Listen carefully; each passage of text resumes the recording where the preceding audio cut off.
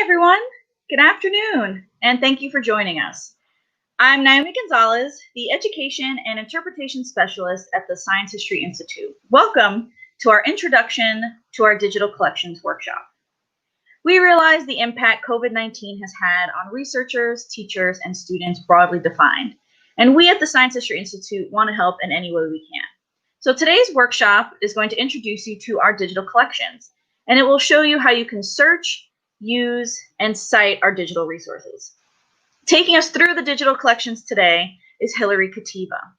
Hillary is the Chief Curator of Audiovisual and Digital Collections for the Othmer Library of Chemical History at the Science History Institute. She oversees the Institute's digital collections repository, as well as the management and curation of the audiovisual collections. In addition to a Master's of Library and Information Science from Rutgers University, Hillary holds an MA in History from Villanova University and received her BA in History and English from Dickinson College. As a quick reminder for today's program, if you have any questions, you can email us at education@sciencehistory.org, or if you sign into your YouTube account, you can use the chat feature to ask us questions. All right, Hillary, take it away. All right, thanks, Naomi. Hi, everyone. Thanks for joining in today's program about our digital collections. So essentially today, I'm going to provide a guided tour of the online resources and provide some tips and tricks for getting the most out of your search while showing off some of my favorite items from the digital collections. So let's go ahead and get started. All right, so here we are on the home page of our digital collections site, which is available at digital.sciencehistory.org. If you're not great about remembering URLs, I'll just point out that if you're on the homepage for the Science History Institute, our digital collections are easily accessible right here under the Collections tab. Click on Digital Collections, and there you are on the home page. So our digital collections launched in February of 2018, and we currently have over 8,000 items cataloged and available to the public.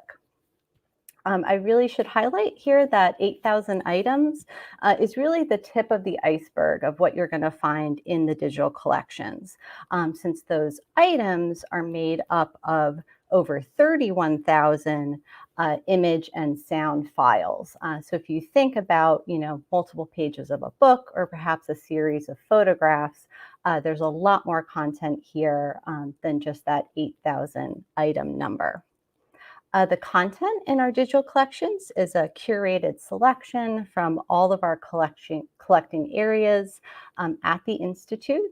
We don't aspire to digitize everything, but we are adding new content on an ongoing basis. So the number that you'll see here for the item count, that actively updates on a weekly, sometimes even daily basis as we're adding new items. So we have a collection here of archival documents and photographs, rare books, modern print materials, museum objects, fine art, and oral histories. The development of the site and the digitization is all handled in-house by a team including 2 software developers and individual collection curators who select the materials and also sometimes participate in digitization and cataloging. So as I get started here, showing some ways to browse, I'll just let you know that we will be stopping at a few points along the way in today's presentation to take any questions about what's being presented. So feel free to either post those in the chat or email them out to education@sciencehistory.org. And we'll be answering questions, like I said, along the way and then at the end of the program. So getting started on some ways to browse what's in our digital collections. Very simply, you can start here at the search bar, just click go, and that's going to drop you essentially into a catalog of everything that's currently in the digital collections. There are a couple ways to sort. You can sort by recently added. So you'll see here that this week I've been digitizing some women's chemistry notebooks, some very cool materials there. So that's some of the newer items. Then you could also search by newest date and oldest date. And what that's going to refer to is the date of the item that's been digitized. So if you were curious to see what's the oldest item in the digital collections, you can search oldest date here. And we have this Roman glass round bottom vase, which you'll see from the date is very early, perhaps maybe the earliest item in our collections here at the Institute, not even just in the digital collections. If you were to scroll down, you start seeing some alchemical manuscripts that we have from the 1400s, and it would just progress there, going from oldest to newest. Yeah, so that's really just an easy way to kind of start and see what's in the digital collections. But there are a few other ways that you can browse as well. At any time, you can hit digital collections here at the top, and this will bring us back to the home page. So below our banner at the top, we have our recently added section. So this is a rotating gallery of 50 of the most recently modified items. So it's a little bit of a cheat. Not everything here was recently added, but it's a mix of, say, some newer items, and then older items that we might have recently edited or added additional information about. So any change to the catalog record will cause it to show up in this bucket here. And the really nice thing about this is that it really is intended for serendipitous discovery. So you can come onto the home page and just get a selection of different kinds of content. Here we have some alchemical paintings. We also have some photographs that I recently digitized, and you could click on any of these if you were interested and go right into the item record. And we'll talk about item records a little bit later. So continuing down the home page here, we have next up our featured topics. These are thematic artificial mini collections that are intended to highlight the strengths of the collection and also provide accessible entry points into materials. Especially, for a casual user or anyone attending today, you might think, what kind of materials, what does the Science History Institute have? And this is a really great way to start, again, if you kind of just want to get a sense of what's in our collections. So we have different topics such as women in science, scientific education, alchemy, periodic tables, always a popular topic. And of course, health and medicine, which is what I'm going to click into here to take a little bit of a closer look. So here now we are on the featured topic page for the health and medicine collection. And you'll see a couple interesting items here. We have, featured topic as the heading, 349 items. That's telling you that in the health and medicine category, there are 349 items currently. And then again, that is something that will update automatically as new materials are added to this category. Also here, we see a little more information about what's in this collection. So you're going to find some information on medications, documents and manuals, also instrumentation in medical laboratories. We have a very strong instrumentation collection at the Institute, and just giving you a little bit of a more of a sense of what is in the collection. And then you can go down here and you'll see, similar to the search page we were looking at before, you have the same option to sort these materials by newest date, oldest date, and things that were recently added. Also, I'll highlight that one of the really cool features of our featured topics is that once you're in a category, you can search for certain topics or certain subjects within it. So to show you how that works, I'm going to do a search for women. I'm curious about what do we have about related to women's health and medicine. All right, so you'll see here, did my search, and now we've narrowed it down to 23 items. And scrolling down, you'll see we have photographs of women working in laboratories. We have an object from our museum collection, which is an early IUD from the 1920s. We have some commemorative envelopes for Dr. Rosalind Yallow, more photographs of women working in laboratories. So really a nice representation of materials from across the various library, archives, and museum collections here at the Institute. And you can always click on any of these items in your search results to look at something in greater detail. Yeah, and see here also we have an oral history interview with Mildred Cohn. So yeah, just a lovely broad representation of the different types of materials across our collecting areas. So again, I'm going to drop us back into the home page for the digital collections and go down below our featured topics. And finally, what I'm going to highlight as another way to browse, last on the home page here, are our collections pages. So here you'll see we have a featured collection related to the American scientist and philanthropist, Dr. Arnold O. Beckman. This is one of the signature collections that's in the digital collections. But then you can also click on Browse Collections here. And that's again going to drop you into a landing page for all of the different named collections within the digital collections.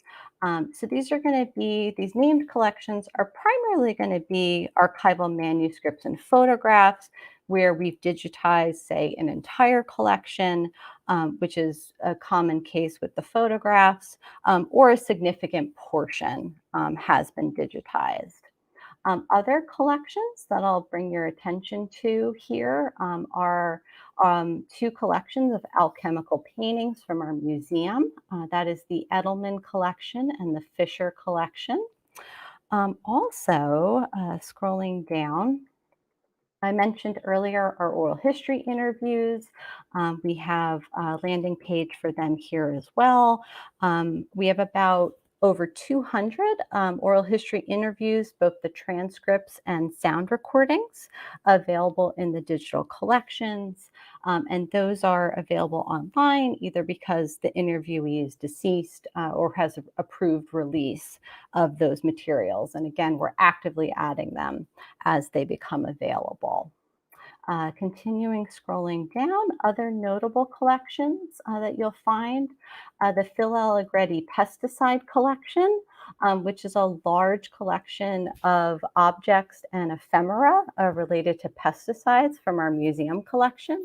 It's one that's a lot of fun to take a look at if you're really interested in branding and also some of our most notable objects from the museum.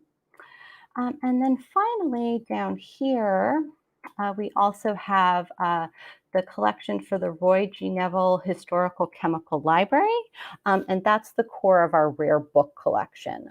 So if you were interested in rare books, I would refer you to check out that collection.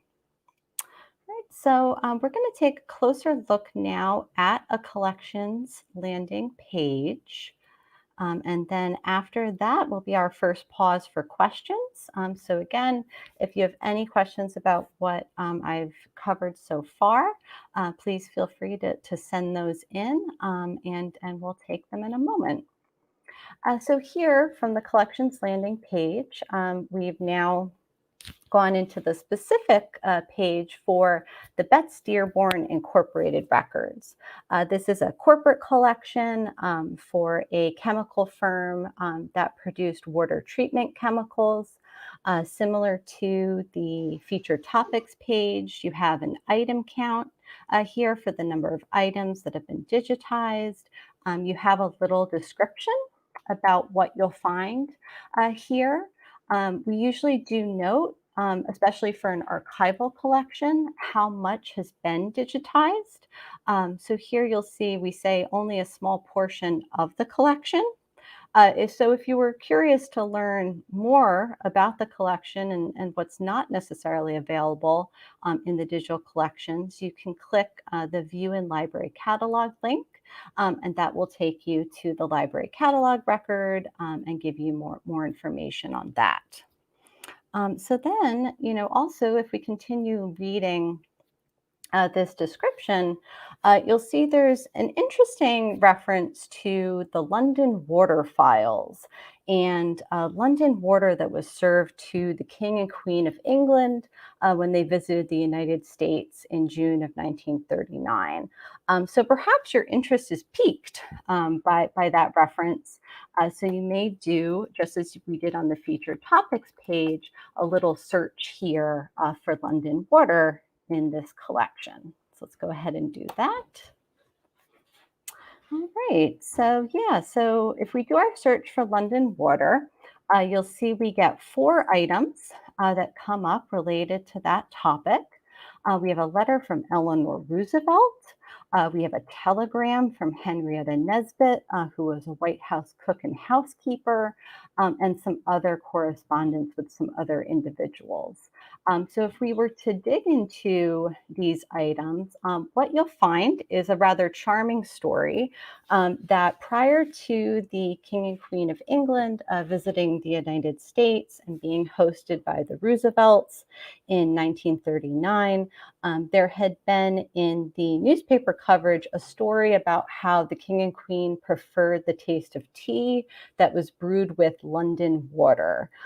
So the very enterprising chemists from the Betts Dearborn Company sent a letter to Eleanor Roosevelt where they offered to analyze a sample of London city water and to duplicate and reproduce it for the tea to be served to the King and Queen. And Eleanor Roosevelt thought this was a lovely offer, and she accepted. The Betts Dearborn chemists manufactured the water, but then there is the telegram down here tells the story about how the Roosevelts grossly underestimated the amount of water they would need and asked for an additional 20 gallons to be delivered to the White House. So just an example of a very charming story within our archival collections and some of the things that you can find by searching on some of those collections, landing pages, and notes. All right, so this is where I'm going to take a pause, and if there are any questions at this time, we'll answer a couple of them before we go on. Yeah, thanks, Hillary. That's been a really great introduction. We do have a really great question from Natalie that popped up in our chat. She asked, does the scroll form of the digital collections inform your curation or creative decisions? Oh, that is that's a very good question, Natalie. So I would say that I know that there are some heat mapping and things that you can use for the web to kind of see, where people are looking. We've done that for the Science History Institute website itself, but not for the digital collections yet. What does form the digital collections kind of selection and curation and some of the decisions we make is that we use Google Analytics. And I do a monthly report of just, what traffic do we get? Where is that traffic coming from? What records are people looking at? What landing pages do they start with? If you come to the site what is the first, page you encounter? And a lot of times that is coming from a Google search. We're all using those search engines, or things like that. So it does give us a sense of what people are looking at, what they're downloading, and that definitely goes into some of our curatorial decisions. Awesome. So just one quick question before we continue on, just in case anyone was curious. The featured topics that you mentioned, which had some really, really great topics for people to explore, are those static? Do they stay the same, or will they frequently change as we add more and more materials from our collections? Yeah, no, that's a great question. So yeah, the featured topics are not static. We do actively add. I would say we're opportunistic with both our curation and then what we choose to highlight from the collections. So we initially started with 6 featured topics, and we've grown to 9 over time. Last year, we added the featured topic for the periodic tables because it was the International Year of the Periodic Table, being the anniversary of Dmitry Mendeleev's design. And then this year, we added the Women in Science one to tie in with the 100th anniversary of the 19th Amendment. So it's definitely something that we try to be responsive to. And also, as we're digitizing more materials on certain topics, we do like to add those feature topics as ways to highlight those. Awesome. Thank you so much. Well, let's continue on. Let's learn more about that London water. Very curious about that. Well, sadly, we are going to be moving on from the London water, but I do encourage everyone to go and take a look at these materials. And there's also a wonderful, if you search London water on our website, you'll see our Chief Curator, Patrick, did a wonderful short video telling more of the story and these materials as well. So check that out if you're interested. So now we've gone through some ways to browsing, and we're going to start talking a little more about ways to limit your search. So here we have our handy dandy start over button. Going to go ahead and do that. So that cleared out our search results. And then I'm going to go up here again to the search bar, hit go, and we've got, we're dropped back into our catalog of just everything, in the digital collections. Of course, with over 8,000 items, that can be a bit overwhelming. So you may want to limit your search. And look at over here, we have this lovely menu that gives you a number of options for how you can do that. And I'm not going to go over all of these today. I'm going to go over some of the ones that I think are among the most useful. But if you have any follow-up questions, please feel free to pose them during the session, or to send a follow-up email about anything that I don't cover. So starting with date, you can just click to expand here, and you'll see we have this very interesting graphic, as well as a sliding toolbar and an option for inputting dates into these fields. So say we were going to look for, I'll say we'll do 1500 to 1700. I'm interested in finding out what materials we have for that time period. Click apply. And you'll see here that we've narrowed our search results to 510 items. And also the little graphic here adjusted to kind of show us where in the time period that we selected the majority of the items are from. So you'll see that we have quite the strength in the late 1500s, fewer items right now from the 1600s, and then it goes up again. So this is just a lovely way that you can visually represent what, search results you're getting, and just get a sense of the strengths of the collection. And I'll note that you can also use this little slider here if you wanted to tailor further.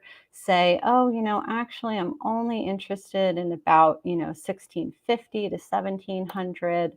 Apply, and you'll see again that we've narrowed things down even further to 213 items at this point. Yeah, so date is a really great way to start and way to search, and also it's just fun to play around with the little slider and graph there as well. Also, at any time when you're using these ways to limit your search, you can X out to reset, which is what I'm going to do now. All right, so continuing on from date, we also have subjects here. So these are going to be Library of Congress subject headings that have been applied to the records. Subject headings are a great way to get familiar with terminology if you're really not sure where to start with your search terms or what keywords to use. You can browse lists like this. You'll see if I hit more. It's going to expand into a whole host of different topics in our collection. By default, it's going to rank them based on the subject headings that are used most to least. So perhaps not surprisingly, scientific apparatus and instruments is our most popular subject heading. And we have, as you can see here, 25 items related to that topic so far. Kind of looking at some of the others, scientific illustration, science study and teaching, which is another wonderful category that spans across collecting areas. We have a great collection of chemistry sets in our museum, many of which have been photographed for the digital collections, as well as vintage textbooks and students in the classroom, photographs of students learning chemistry. So that's always a fun subject there. You'll notice that all of these are hyperlinked. So at any time looking at this list, you could click on any of these and get a listing of all the 407 records that have science, study, and teaching as a subject. And also, I'll just note, like I said, we default to a numerical search, but you can also do an A to Z sort. If you were just interested to go through an alphabetical list of the different topics. We have account books, abalones, A&T Bell Laboratories, and then you can just really go next through the list, getting through some of the subjects here. So again, I'll go ahead and close that out. Below subject, you're going to see the creator listing. This works very similarly to subjects, where it's going to show you the most popular to the least popular. Creator might be slightly less useful than subject unless there's a particular individual or corporation that you're interested in. But it can be useful from a browsing standpoint in terms of seeing what's here. And again, you can click on more to expand and get a full listing. So you may recognize some familiar names here. We have the Dow Chemical Company. It's one of our very large corporate collections. Here is Beckman Instruments, which is the feature collection on our homepage that I was pointing out earlier. And then also for those who are local to Philadelphia, the Roman Haas Company, which is another one of our large corporate collections, and manufacturers of plexiglass, which is obviously a very hot commodity right now. So if you're interested to learn more about the history of plexiglass, look up the records of Roman Haas. All right, continuing on here with some of our search strategies. We also have genre and format. I'll just go ahead and expand both of those at once for comparison. So in general, format is going to be a broader term.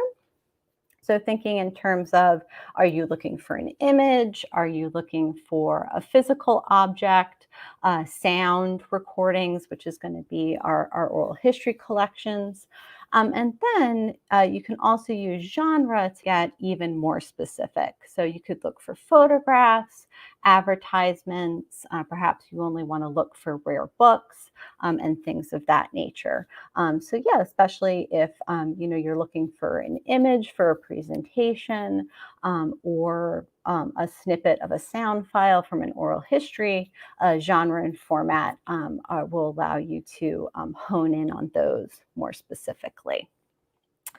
Right, continuing down, I'm going to jump ahead to the rights field. So here, these are going to be bringing you to the standardized right statements that are applied to items. So of course, if you're doing research or teaching, you might want to pay attention to, is something in copyright, or is it in the public domain? Is it free from copyright? And here, this will tell you that we have almost 2,500 works here that are in the public domain, which is very exciting. And then we also have some that are still perhaps in copyright because of the date they were published, but may be considered what we call orphan works, because they don't have an identified rights holder, and things of that nature. So that's a nice way. I'll talk about a little bit more about rights later, but that's a nice way for you, if you kind of are like, I just want everything in the public domain that I know I'm free to use. You can just look at the rights field here, and click into get those 2,400 items. And then some of our final facets, as we call them here, we have department. So that's going to show you the breakdown of items in the digital collections that come from our archives, our library, our museum, and the Center for Oral History. So for example, if you were only interested in museum objects, you could just click on the link here to see all 528 items that are digitized. And then finally, taking a look at the exhibition field. This is a tag that's applied to items that have appeared in one of our museum exhibitions.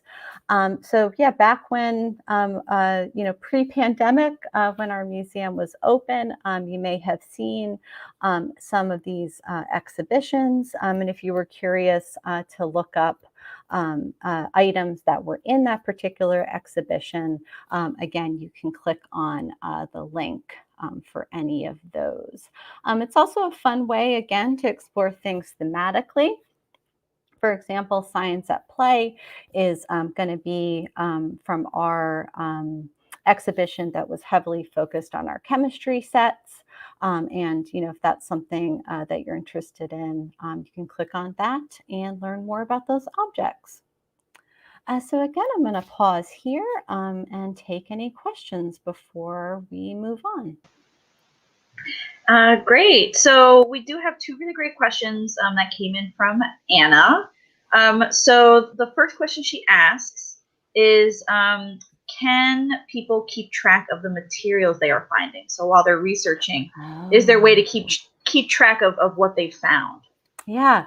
So unfortunately, we do not currently have user accounts for the public for the digital collections. However, in the next section, we're going to take a look at some of the pages for the items themselves. And all of the URLs, which I'll point out there, are permanent URLs. So if you just hold on to those, then that'll always bring you back to that item in the digital collections. But that's a great question, and also, potentially something for us to explore in future. Yeah, absolutely. So her second question kind of ties into this the first one a little bit. She asks, can she make folders with bookmarks in the collection? Can she download images and papers and other ephemera that she's looking for on our digital collections website. Yeah. So as I was saying, we don't have the ability right now to do that kind of like folder organization or make lists of things, but you can download, and I'll be getting into that in a minute in our next section. Okay, wonderful. So yeah, Anna, stay tuned for the answer to at least your second question there as Hillary continues with the rest of her introduction to the digital collections. And yeah, let's continue. Let's see how we can download these images, and let's learn a little bit more about that. Yeah, exciting. So great. All right.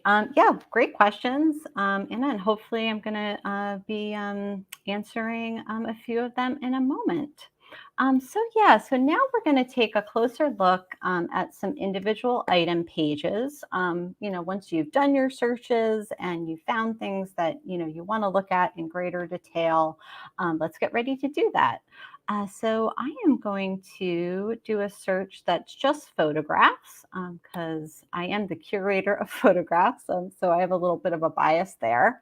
And yeah, you'll see here again, these are going to be some of our recently added items to the collection that I cataloged just this week, actually. We have here also, I'll just say some that we're looking at are wonderful exhibition displays from the Hercules Powder Company from the 1930s to the 1950s. And it's just a wonderful collection of advertising materials. So here I'm going to take a closer look at this photograph from a Ford Motor Company trade show. So you'll see here, this is now a representative record for an item in the digital collections.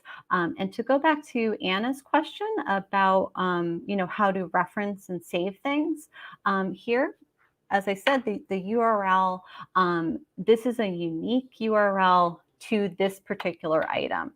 So it's unique and permanent. And if you save or bookmark that, it is always going to bring you back to this item in the collection, which is really great to be able to rely on that.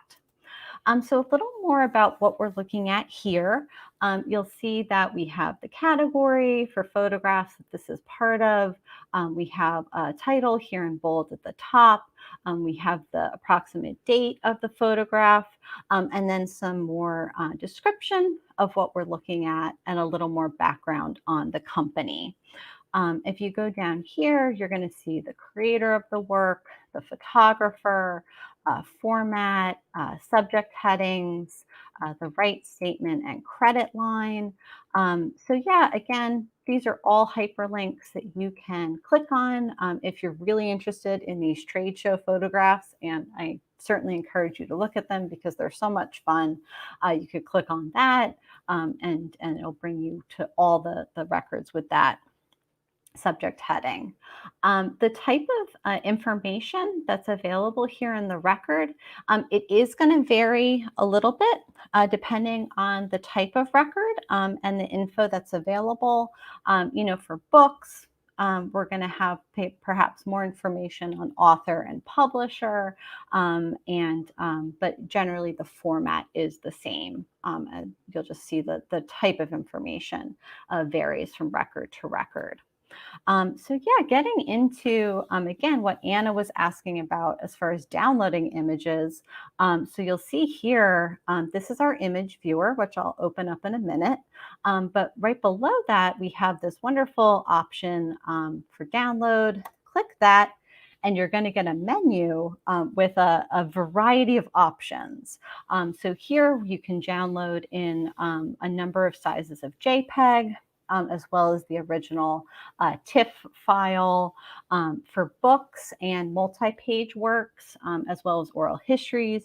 You could download a PDF or a zip file with all of the images.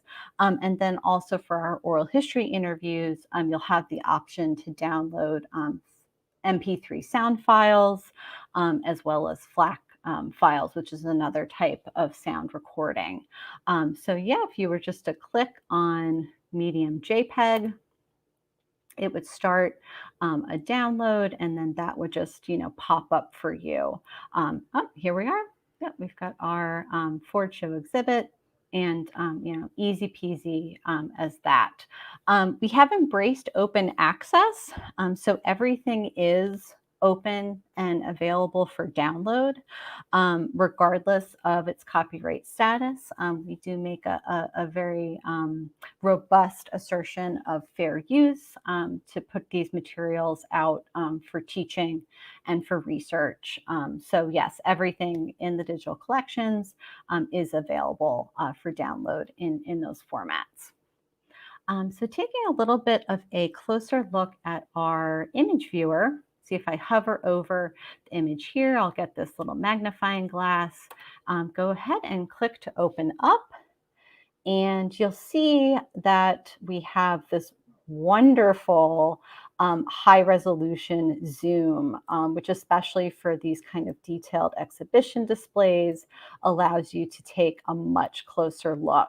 And as fabulous as this photograph just looks in the viewer on the page, you can really get a sense of the detail through the zoom feature. In fact, I did not even know when I was originally digitizing this photo that the Hercules Powder Company letters were in glitter. And isn't that a fun little thing to be able to take a look at? And this is just also a wonderful feature for a lot of the illustrations and more detailed engravings from our rare books. And I'll also point out here, if you're in the image viewer, that download option is available right here as well as you're taking a closer look at the image. So just some other features to point out. You can share directly to Facebook, Twitter, and Pinterest from within the digital collections. Also, our standardized rights statements that are applied. Here you'll see, in this case, this is marked no known copyright. It's one of those items that we would consider an orphan work, especially it being from a corporate collection. We don't know if it was created as a work for hire situation, which would affect its copyright status, or the exact date. From the 1930s, which this is dated from, there were certain requirements and provisions to be able to claim copyright to a work. So if those were not followed, which we don't know one way or the other if they were, it may or may not still be subject to copyright. So yeah, all of those statements are applied to each individual record based on the information available to the curator. And again, this is something that you can click on to get additional information about what that rights status means. And then finally, going down to the bottom here, you'll see, especially for larger archival collections, you'll see some information on physical location. So this comes from the archives. We've got the collection that it comes from, and the physical container, since this is a large collection with lots of materials. Again, you can click on these if you're like, oh, I want to see more photographs from Hercules incorporated, and that'll drop you into all of those. And again, you could click on the View and Library Catalog link to see more information about the collection. And then finally, here at the bottom, we have the citation. So if you wanted to use this and cite it in a paper or a project, we've got it standardized here, and you can also export that citation to some of the citation generation applications that are used. Right, so that is more or less what you'll see on an item page. And then I'm going to show you one more example, which is The Romance of Modern Chemistry, which is just a lovely volume, as the title suggests. So I'm going to do a search for that. And here we are, we get this volume that comes up here right at the top. So what we were just looking at with that photograph from the Hercules Incorporated, that was just a single photograph. But here we have a book where multiple pages have been digitized. And you'll see here it says, 31 items. So that means there are 31 different items associated with the romance of modern chemistry. In this case, they're just going to be all illustrations from this volume. So we'll go ahead and click into that. Yeah, so again, here we have a lovely, lovely volume, beautiful cover. And if you wanted to take a greater look at that, you could do that in our image viewer. I mean, it's really amazing. You can even just see the print and the embossing of the binding here. And because this is a multi-page work, you'll see that the cover here, it's saying that it's image 1 of 31. And now we have this arrow, which we didn't have in the previous example. So if we click on that, it's going to bring us through the different pages that have been digitized from this book. And we're getting, you see the various illustrations, to make the point. Get this going through the illustrations here, and now we're on number 13 of 31, and you'll notice we've got all the different pages on the side here. And then also you'll notice that there's inside the stalactite caverns, there's a hyperlink down here. And you might wonder, okay, well, what's that about? If we click on that, you'll see that we have an individual record for this illustration. So this is something that we do fairly commonly for the books in our collection. Say, we'll have a record for the item, the parent, as we call it, the book itself. And then if there's, more to say, more information and description that we can provide for individual pages or illustrations, we'll create a second record, which we call a child work. So you'll see here that there's some general information about the book, but also additional information about this specific illustration. And you have the option to just download this individual image. Again, here you'll see the rights. This one's in the public domain because of the date that it was published, and you have your different sizes available again.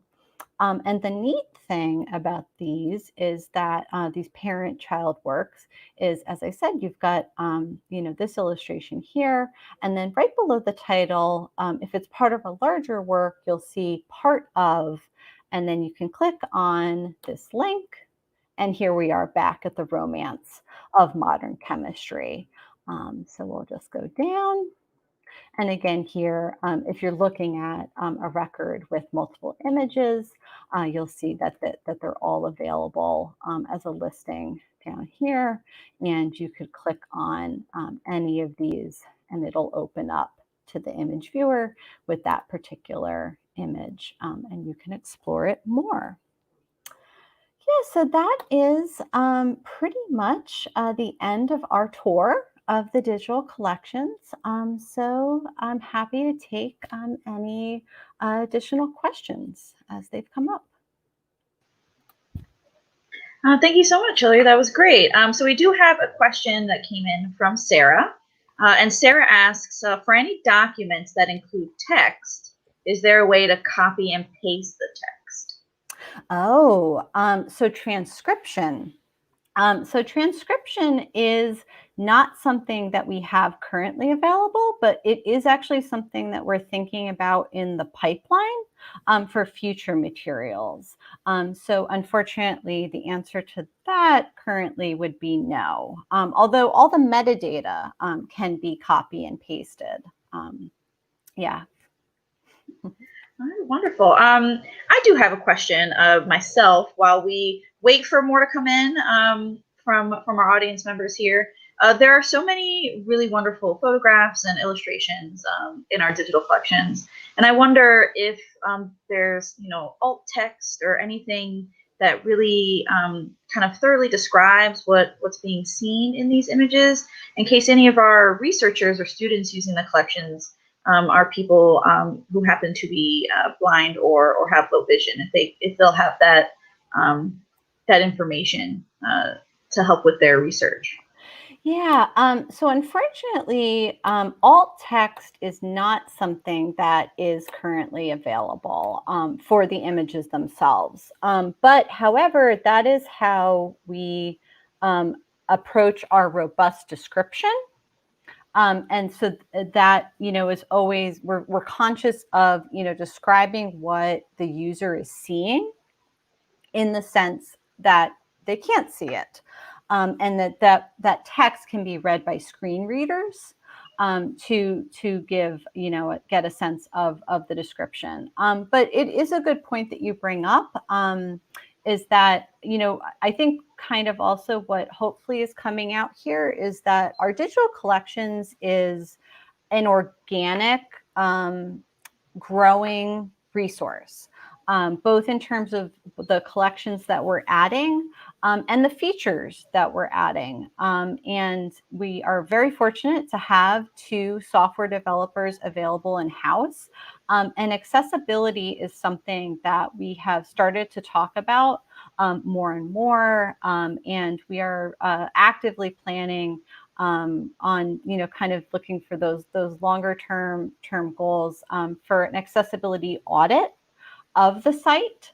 And that would, of course, raise, some of those issues about alt text and other things that potentially, we could add to the functionalities of the image viewer. And just, it would help us prioritize, kind of the different feature development that we can do. But yeah, just like I said, it's nothing is, in the two plus years that the site has existed, we've made a lot of changes. And like I said, that is the privilege of us having 2 developers that are actively working on it, that we're able to get feedback and make some of those new features and roll that out. Yeah, absolutely. I think for a little over 2 years, what we have and what you walked us through and what you shown us is really awesome and really amazing. And I think researchers and students and anyone just kind of interested in these kinds of collections can be really, really thrilled with what they'll find and what they'll be able to do. And then just knowing that going forward, this is something that can grow and become even more, I think is really, really awesome. We do have a really great, little more personal question from Angie, first, who's very had a really great comment here, just thanking us for the session. Thank you so much for joining us today, Angie. But she asks, what collection are you eager to digitize next? So in the future of digitization, of all the things we could digitize, what are you excited to digitize? Sure. Yeah, no, Angie, that's a great question. I should note that we also have, people may be interested to know, digital collections development policy. So just like we have a collections policy for what we collect for the archives, the library, and the museum, and the kind of the themes, we also have one for the digital collections, and that helps us make those curatorial decisions. We think about, is something in our collection particularly rare? Are we the only ones that have it? Or are we, for preservation purposes, digitizing it so it's more available to more people? And also that open access, even if something is already available online, are we going to, be able to make the images freely available where other institutions who may have digitized it haven't chosen to do that? So that's kind of what informs our decisions generally. In terms of what I'm most excited about are those women's chemistry notebooks that I've been working on. We saw a few come up in the search results. Yeah, so we had in launching that Women in Science featured topic, we had intended to kind of make Women in Science as thematic focus of this year. And then unfortunately, pandemic happened. We were out of the building from March to June of this year. So now I'm really picking up on some of those themes that we had intended to get into the collection at the beginning of this year. One that I'm most excited about is a notebook by Pauline Mack, who was a notable professor in home economics at Penn State. And we have a wonderful course notebook from the 1950s that really kind of makes you think about home ec in a different way, because it's actually very scientific. And there's all kinds of chemical formulas for developing stain removers. And it's really not the home ec that, I think stereotypically we might think of, baking pies. And there's really a science to it. And it really shows, just the hidden role of women in science. So I'm really excited to add that one soon. Yeah, that sounds super incredible. I too am excited to peruse that once it gets digitized and added, and go through the viewfinder and the super zoom, and maybe I'll find a better stain remover than what I currently have in my collection. So thank you so much, Hillary. This was absolutely wonderful. We've gotten a couple of comments here in the chat, but also in some of our emails, just thanking you for the presentation. Incredibly informative, and I think this is a really great start for anyone who is unsure of where to begin their research. And I think having this walkthrough and being able to use our resources and your expertise is wonderful. So thank you for joining us and sharing your expertise with us. We really, really appreciate it. Oh, you're very welcome. Thanks everyone for coming and for the great questions. And thank you everyone for joining us today. We hope that you enjoyed Hillary's workshop, and that it's now going to be a little bit easier for you to use and search our digital collections. We realize that we might not have gotten to everyone's questions, or you might not even have one just yet, but you might later on.